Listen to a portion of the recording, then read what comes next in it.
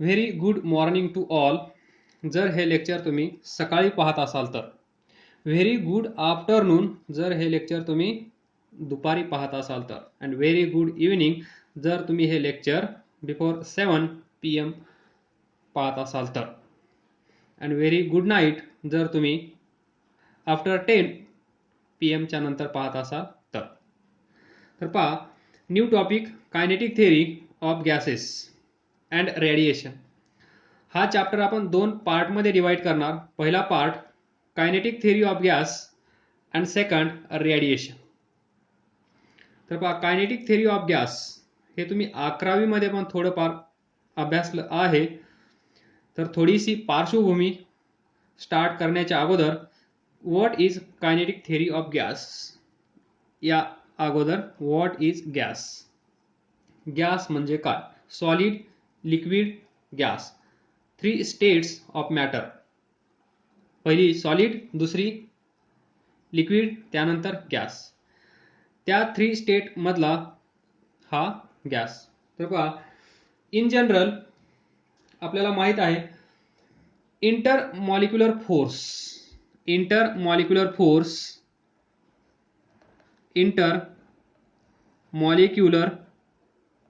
Force between 2 gas molecules कसा असतो? Is लेस. त्यालाच आपण म्हणतो व्हेरी वीक. खूप अशक्त, फुकला तरी उडून जाणार, त्याला आपण म्हणतो गॅस. तर intermolecular force between 2 gas molecule is less. तर काय असतो हा intermolecular force? Intermolecular force of attraction. तर हा एक मॉलिक्यूल असेल, तर या दोघांमध्ये अट्रॅक्शन होत असेल. मॉलिक्यूल नंबर 1, मॉलिक्यूल नंबर 2 हे दोन मॉलिक्यूल्स एकमेकांना अट्रॅक्ट करत असतील, त्यावेळेस या दोघांमधला जो फोर्स असेल, फोर्स ऑफ अट्रॅक्शन, त्यालाच आपण म्हणतो intermolecular force of attraction between 2 molecules of gas is less आणि व्हेरी स्ट्रॉंग और व्हेरी टेक्निकली व्हेरी वीक. तर पहा, या दोघांमधलं अट्रॅक्शन कमी आहे, त्यामुळेच तर आपण या दोघांमध्ये फूट पाडू शकतो लवकर. तिसरा इथून मॉलिक्यूल आला, या तिसऱ्या मॉलिक्यूलने या दोघांना डिस्टर्ब केलं तर या दोघांमध्ये लवकर फूट पडते. म्हणजे हा मॉलिक्यूल इकडे निघून जाईल, हा मॉलिक्यूल इकडे निघून जाईल, या इकडे निघून जाईल, या इकडे निघून जाईल. या दोघांमधलं अट्रॅक्शन जे आहे ते तोडण्यामध्ये आपल्याला लवकर यश येतं, म्हणून त्याला आपण म्हणतो लेस अट्रॅक्शन और force of attraction between these 2 molecule is less. कशामुळे? तर पहा, थोडंसं फील घ्या. हा सॉलिड रॉड आहे. रॉड मध्ये पण मॉलिक्यूल्स असतील, इथे एक असेल, इथे एक असेल. या दोघांना सेपरेट करण्याचा प्रयत्न करा. हे शक्य होणार नाही सर, या जन्मात तर आमच्याकडून हे शक्य होणार नाही, कारण हे स्ट्रॉंग मटेरियल असेल. सॉलिड म्हणजेच आयर्न असेल, स्टोन असू शकतो, काही असू शकतं. सॉलिड आईस नसेल. तर तुम्ही लगेच म्हणाल आईस, सॉलिड, पीस एक द्या, आम्ही लगेच ब्रेक करून दाखवतो. तसं नाही. जे आपल्याला इथं बोलायचं आहे तेच सॉलिड स्ट्रॉंग असेल, तर या 2 मॉलिक्यूल मधला फोर्स ऑफ अट्रॅक्शन कसा असेल? स्ट्रॉंग. या दोघांमध्ये स्ट्रॉंग अट्रॅक्शन असेल, म्हणूनच आपण या दोघांना लवकर वेगळं करू शकत नाहीये. हे आपण 11वी मध्ये पाहिलं आहे. वेअर ॲज इन गॅस या 2 मॉलिक्यूलला आपण लवकरात लवकर वेगळं करू शकतो, म्हणून या दोघांमधला फोर्स ऑफ अट्रॅक्शन लेस आहे. आय होप समजला असेल. तर पहा, हा जो गॅस आहे याला काहीतरी प्रॉपर्टीज आहेत, कॅरेक्टरिस्टिक्स आहेत, त्या आपण पाहूया. सर्वात अगोदर गॅस म्हणजे काय ही कन्सेप्ट तुमच्या लक्षात आली. जिथे जिथे जे मॉलिक्यूल्स असतील त्यांना जर लवकरात लवकर वेगळं करण्यामध्ये जर आपल्याला यश येत असेल तर आपण तिथे म्हणू शकतो ते गॅस मॉलिक्यूल आहेत. 100% म्हणू शकणार नाही आपण, कारण जर आईस घेतला तो पण सॉलिड स्टेटमध्ये असतो, काही वेळेस त्याला आपण लवकर ब्रेक करू शकतो. पण कम्पेअर करा, कंपॅरिझनमध्ये कधी पण सॉलिड मध्ये स्ट्रॉंग फोर्स असेल आणि गॅसमध्ये वीक फोर्स असेल. तर पहा, याच्या काही जनरल प्रॉपर्टीज, त्यालाच आपण म्हणतो कॅरेक्टरिस्टिक्स. तर पहिली कॅरेक्टरिस्टिक पहा, gas has no shape. Gas has no shape म्हणजे गॅसला शेप नाहीये, शेप अँड साईज. ज्या वेसल्समध्ये आपण हा गॅस भरू त्या वेसलचा शेप त्या गॅसला येत जाईल. आज ग्लासमध्ये ठेवला तर ग्लासचा शेप, उद्या सिलेंडरमध्ये भरला तर सिलेंडरचा शेप. हा सिलेंड्रिकल पेन आहे, या पेनमध्ये भरला तर पेनचा शेप. ज्या व्हेसलमध्ये तुम्ही हा गॅस भराल त्या व्हेसलचा शेप या गॅसला येईल. त्यामुळे gas has no shape and size. आणि त्यामुळेच तर तो गॅस आपण कुठल्याही व्हेसलमध्ये भरू शकतो. जसं पाहिजे तसं त्याला आपण मोल्ड करू शकतो, जिथे पाहिजे तिथं आपण त्याला बसवू शकतो. That is gas has no shape and size. Next, gas expands. गॅस expands indefinitely and uniformly to fill available space. Gas expands indefinitely and uniformly to fill available space. जिथे त्याला आपल्याला बसवायचं आहे, जिथे भरायचं आहे, गरजेनुसार त्याला आपण एक्सपांड करू शकतो, त्याला कॉम्प्रेस पण करू शकतो. इथे एक्सपान्शनची प्रॉपर्टी आली आहे, कॅरेक्टरिस्टिक्स आली आहे. इथे फक्त एक्सपान्शन बद्दलच आपण बोलूया. गॅस एक्सपांड्स इनडेफिनाइटली, कितीही त्याला आपण एक्सपांड करू शकतो, लवकर करू शकतो खास करून तर. And uniformly to fill available space. Third, it exerts pressure on its surroundings. Exerts pressure on surrounding. म्हणजे ही वॉल असेल, इथे गॅस असेल तर काय होईल, हा गॅस या वॉलवर काहीतरी प्रेशर एक्झर्ट करत असेल. So gas exerts pressure on surroundings, ही एक त्याची कॅरेक्टरिस्टिक्स आहे, प्रॉपर्टी आहे. Then intermolecular force. इथे आपण पाहिलं intermolecular force between two molecules is minimum.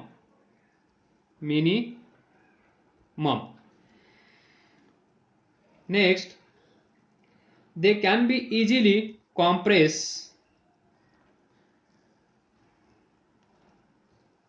and expand. लवकरात लवकर आणि इझिली आपण तो गॅस कॉम्प्रेस करू शकतो, पाहिजे असेल तर त्याला एक्सपांड करू शकतो, जसं पाहिजे तसं त्याला आपण बनवू शकतो easily. This is the gas. ह्या प्रॉपर्टीज असतील तर तुम्ही लगेच म्हणायचं इथे गॅस आहे. Then next topic, equation of ideal gas. समजा if P is pressure of given state of ideal gas, V is volume of gas, T is temperature of given state of ideal gas. P is pressure of given state of an ideal gas. V is volume of given state of an ideal gas. T is temperature of given state of an ideal gas. Then we can relate pressure, volume, temperature by a relation. या तिघांना एकत्रित बांधणारा एक formula आहे, त्यालाच आपण म्हणतो equation of ideal gas. हे तुम्हाला माहित आहे. PV is equal to nRT, pressure, volume, temperature. N moles are universal gas constant. Universal gas constant. P pressure. V volume. N number of moles of gas. T temperature of gas. तर या सर्वांना एकत्रित बसवणारा एक formula तो म्हणजे equation of ideal gas.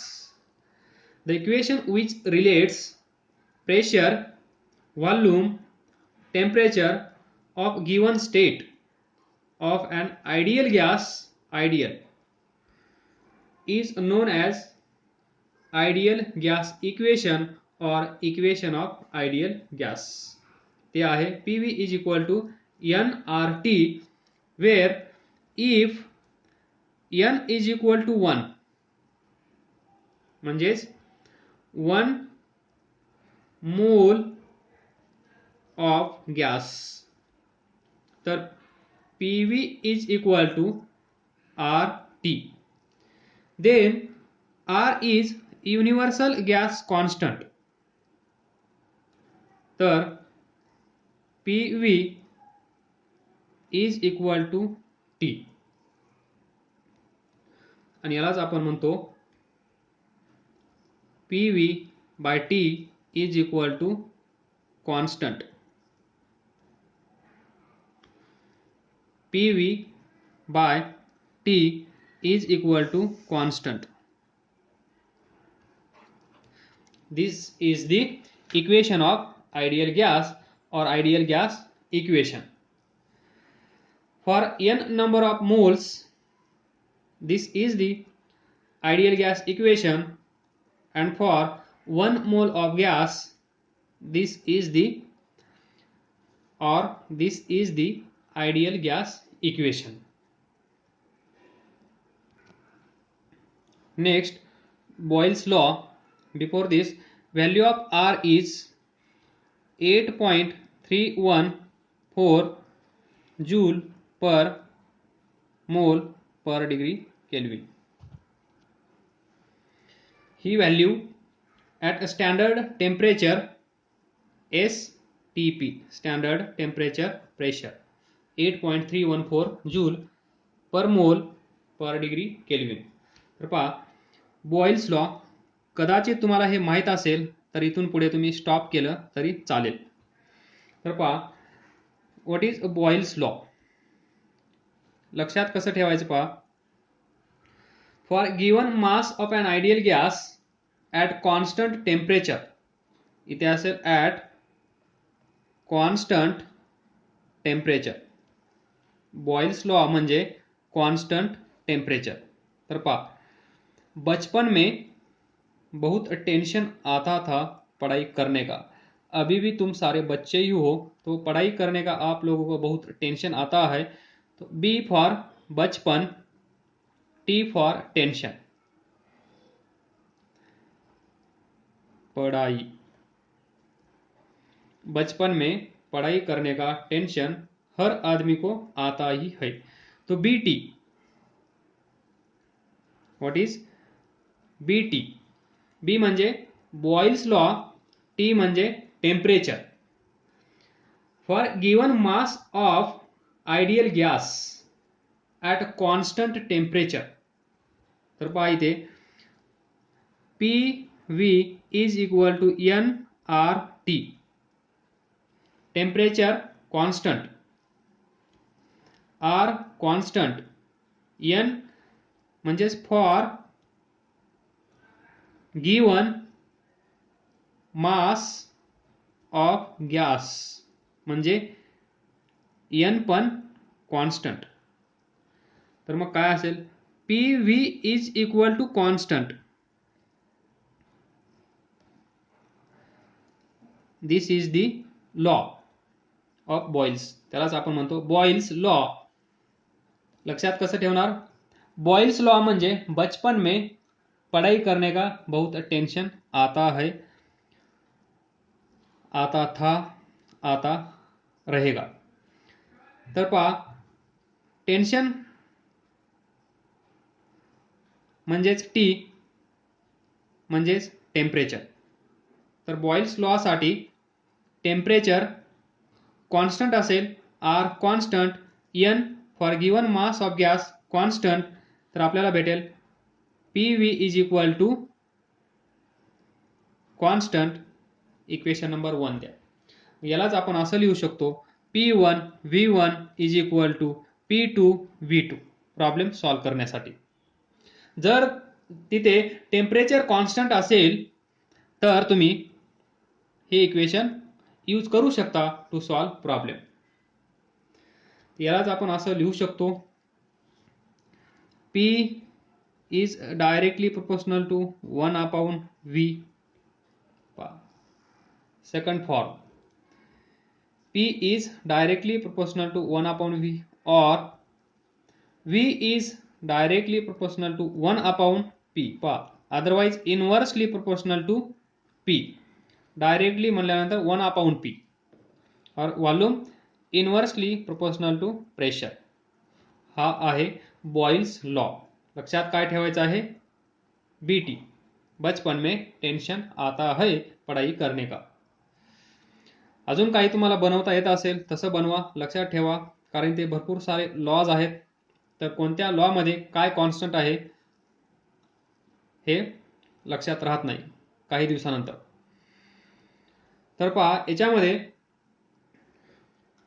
P V is equal to, we know density is equal to mass upon volume. From this volume is equal to mass upon density. So P mass upon density for given mass of gas म्हणजे M constant असेल तर इथून काय लिहू शकतो आपण, P by rho is equal to constant. P by rho is constant.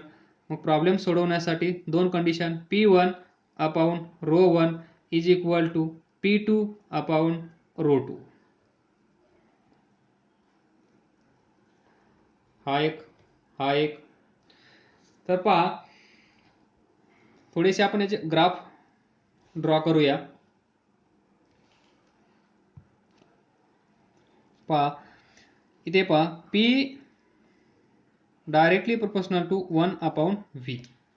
जर volume increase केलं तर प्रेशर डिक्रीज.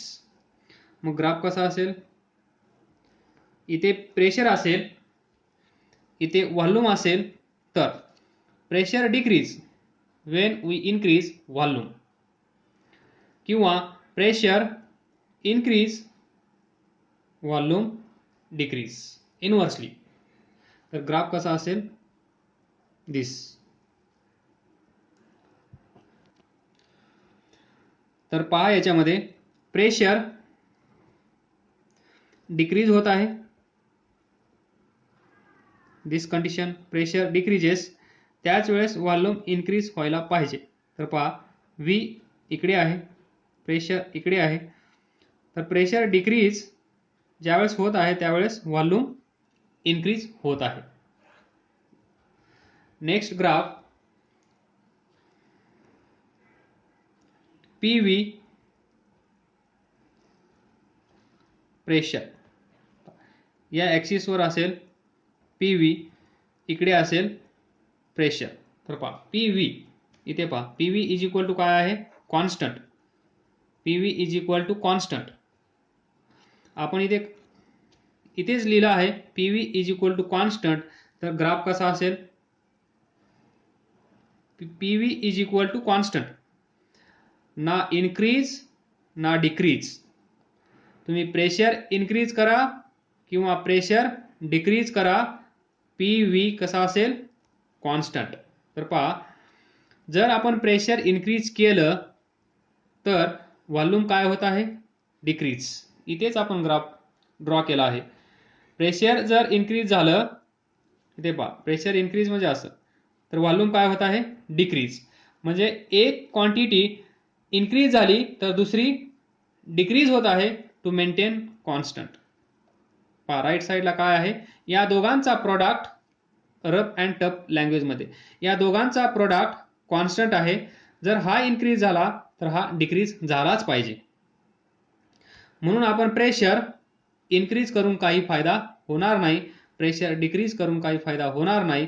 कारण प्रेशर इन्क्रीज किंवा डिक्रीज केलं तर व्हॉल्यूम पण त्याला इन्व्हर्सली असल्यामुळे ते पण चेंज होत आहे.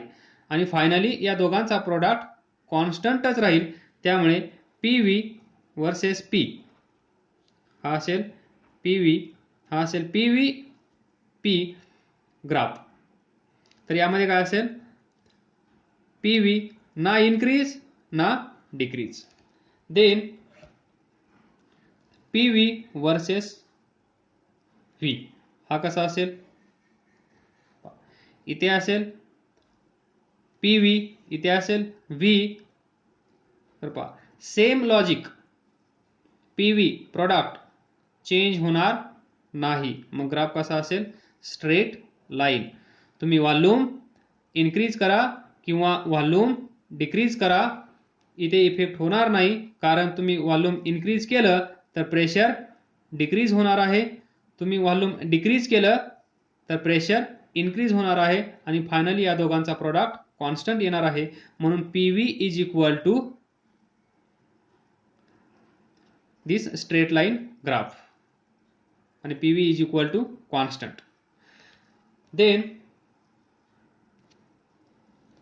पुढचा ग्राफ पी वर्सेस 1/v. तर पहा इथे असेल प्रेशर, इकडे असेल 1/v. तर पहा pressure P V is equal to constant, म्हणजेच P inversely proportional to volume. P is directly proportional to 1/v. मगाशी मी बोललो P is directly proportional to 1/v. येते का लक्षात. इथे पहा एक्स ॲक्सिसवर काय आहे, 1/v. P is inversely proportional to volume, P is inversely proportional to volume and P is directly proportional to 1/volume. P inversely proportional to volume and P is directly proportional to 1/v. तर मग हा graph कोणता आहे, हा graph P versus 1/v directly. म्हणजे कसा असेल, straight line. जर P इन्क्रीज केलं तर 1/v पण इन्क्रीज होणार. कसा, जर P इन्क्रीज केला तर व्हॉल्यूम काय होतो, डिक्रीज. मग व्हॉल्यूम डिक्रीज झाला तर 1/v काय होईल, इन्क्रीज. न्यूमरेटर डिनॉमिनेटर, जर डिनॉमिनेटर डिक्रीज झाला तर ही टोटल क्वांटिटी कशी येईल, इन्क्रीज. जर डिनॉमिनेटर इन्क्रीज झाला तर ही टोटल क्वांटिटी काय येईल, लेस. दॅट इज, म्हणून P इन्क्रीजेस देन 1/v हा ratio increases. So directly proportional to. तर P इन्क्रीज झाला तर 1/v पण इन्क्रीज होईल, म्हणून त्याचा ग्राफ असेल असा. Next same v versus 1/p. हेच हा v इकडे येईल, हा p इकडे येईल, तर p च्या जागेवर v असेल, इथे 1/v म्हणजे इथे असेल 1/p. सेम लॉजिक, ग्राफ कसा असेल, स्ट्रेट लाईन. हा झाला Boyle's law. Boyle's law BT. बचपन में बहुत टेंशन आता था पढ़ाई करने का. बॉयल्स म्हणजे बॉईज म्हणजेच छोटे छोटे छोटे बच्चे. पुढील लॉ चार्ल्स लॉ किंवा चार्लीज लॉ. जसं रीड करायचं तसं करा. चार्लीज लॉ, याला तर मी चार्ल्स लॉ पण म्हणणार नाही, चार्लीज लॉ पण म्हणणार नाही, याला म्हणणार चंकी पांडे लॉ. तर पहा, चंकी पांडे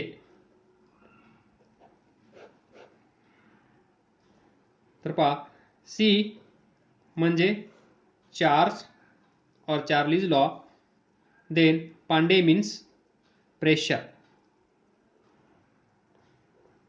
तर आजपासून इथून पुढे तुम्ही चार्ल्स लॉ म्हणल्यानंतर ब्रॅकेटमध्ये काय लिहिणार, चंकी पांडे म्हणजेच प्रेशर. इथे प्रेशर कसा असेल, कॉन्स्टंट. तर पहा, चार्ल्स लॉ म्हणजेच if pressure remaining constant, if pressure is constant, if P is constant. लक्षात कसं ठेवणार, चार्ल्स लॉ मध्ये प्रेशर कॉन्स्टंट आहे. हे कुठून भेटेल तुम्हाला, चार्ल्स लॉ म्हणजेच Chunky Pandey. P for pressure, C for Charles law. If pressure is constant, then PV is equal to nRT. तर पहा, P इज कॉन्स्टंट, गायब. N फॉर गिवन, इथे पहा, for given mass of gas. N कसा असेल, constant. R काय आहे, constant. Universal gas constant. राहिलं काय याच्यामध्ये आता, V आणि T. तर इथून आपण असं लिहू शकतो, V directly proportional to T. This is the law given by Charles. आणि म्हणून त्याला आपण म्हणतो चार्ल्स लॉ और Charlie's law. If the pressure remaining constant, the volume of given gas is directly proportional to absolute temperature. V volume of gas directly proportional to absolute temperature. म्हणजेच हे volume increase केलं, temperature increase. Volume decrease केलं, temperature decrease. तर इथून काय लिहू शकतो आपण, V by T is equal to constant. तर प्रॉब्लेम सोडवण्यासाठी याला कसं लिहिता येईल, V1/T1 is equal to V2/T2. This relation. Problem solve करण्यासाठी आपल्याला हे रिलेशन खूप हेल्प करेल, म्हणजेच चार्ल्स लॉ आपल्याला हेल्प करेल. तर पहा, याच्यामध्ये V again, V by T is constant. We know that density is mass upon volume. इथून आपण असं लिहू शकतो, volume is equal to mass upon density. Mass upon density. तर इथे लिहा V च्या जागेवर m/ρ. तर काय येईल हे,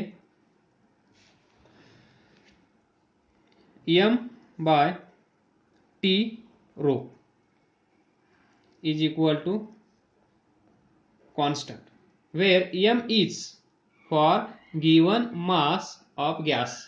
M is constant. M is constant. Then we know that T rho is constant. म्हणजेच T1 rho 1 is equal to T2 rho 2. One more form of Charles law. Now we will discuss graphs. पहिला graph volume versus temperature. Volume versus temperature पहा. Charles law काय आहे?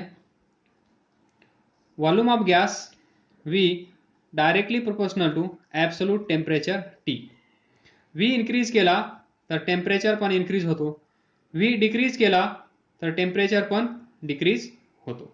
तर असा graph सर्वांनाच काढता येतो. V T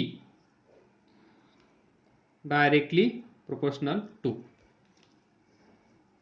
V increase T increase. जर V मध्ये चेंज केला तर T मध्ये सेम चेंज होतो. त्यावेळेस आपण ग्राफ असा ड्रॉ करतो. Second, V by T versus T. V by T.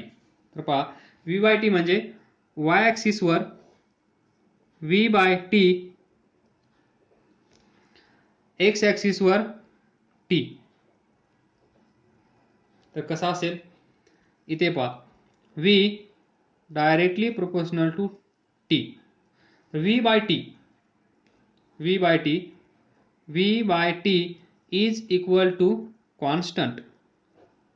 पण लिहिलं मगाशी V by T is equal to constant म्हणजे T मध्ये चेंज करून काहीच फायदा होणार नाही. तुम्ही T इन्क्रीज करा किंवा T डिक्रीज करा, T इन्क्रीज किंवा T डिक्रीज.